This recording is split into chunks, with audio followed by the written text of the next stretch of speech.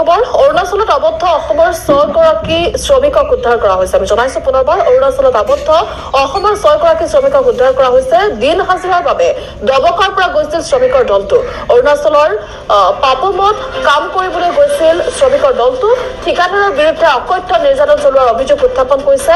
Road লোহাৰে আক্ৰমণৰ অভিযোগ উত্থাপন কৰিছে শ্ৰমিকে আৰু ঠিকাদাৰ জাহেদ আৰু আলমৰ বিৰুদ্ধে এই অভিযোগ উত্থাপন কৰিছে শ্ৰমিকসকলে। বৰ্তমানেও আবদ্ধ হৈ আছে 7গৰাকীকৈ শ্ৰমিক আৰু শ্ৰমিকসকলক উদ্ধাৰৰ বাবে মাৰাথন অভিযান আৰক্ষীৰ।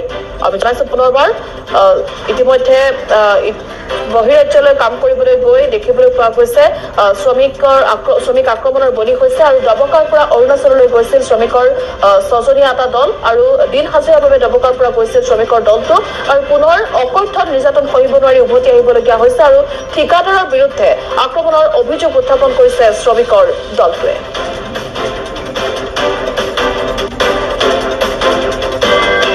এলেকাৰ অন্তৰ্গত মদাৰতলীৰ 13জনকৈ শ্ৰমিক লখিমপুৰৰ এজন ব্যক্তিৰ নেতৃত্বত এটা চক্ৰই অৰুণাচললৈ কামৰ বাবে নিছিলে শ্ৰমিক হিচাপে।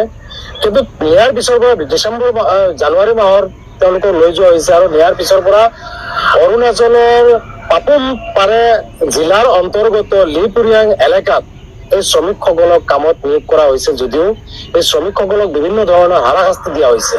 দিনে নিশাই এই শ্ৰমিকসকলক কাম কৰোৱা হৈছে। যদি শ্ৰমিকসকলে কাম কৰা নাছিলে সেই ঠিকাদাৰৰ একাংশ বেৰনীয়াই এই শ্ৰমিকসকলক বিভিন্ন ধৰণৰ আক্ৰমণ কৰিছিলে।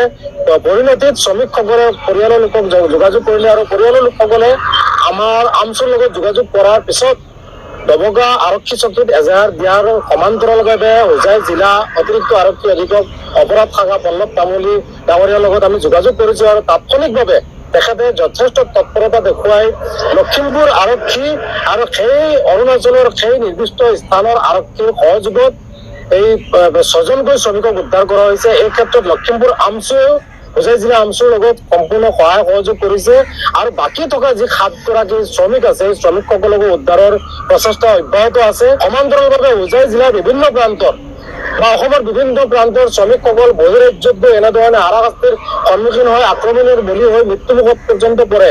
এই শ্ৰমিকসকলে যিসকল ঠিকাদাৰে শ্ৰমিকসকলক নিয়ে সেই ঠিকাদাৰৰ বিষয়ে অৱগত হোৱাৰ লগতে স্থানীয় আৰক্ষীক অৱগত কৰি বহিৰাজ্যত যাবলৈ আমি আমচুৰ ফালৰ পৰা আহ্বান জনাইছো। এই বছৰৰ জানুৱাৰী মাহত এই শ্ৰমিকসকলক বহিৰাজ্যলৈ নিয়া হৈছিলে আৰু তেতিয়া